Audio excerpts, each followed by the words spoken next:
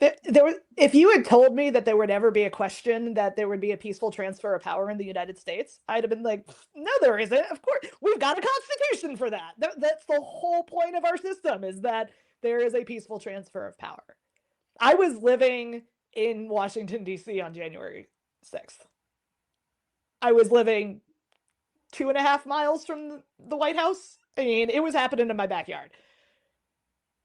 And it was just unbelievable. Like, I know it was to the whole world what happened that day, but being in DC was a whole other weird level on top of it, because you didn't know what was going to happen next. Like the home um home front, suddenly there was National Guard in the streets.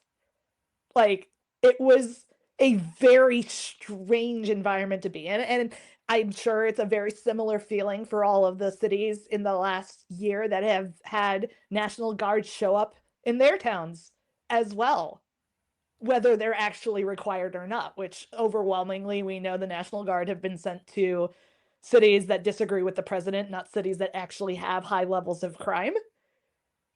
But if you had told me when I moved to DC that would even be possible, if you had told me as a political science student in undergrad that we could have ever gotten to a point where the National Guard was being deployed regularly for no reason, I'd have told you were mad, because the Constitution doesn't allow that.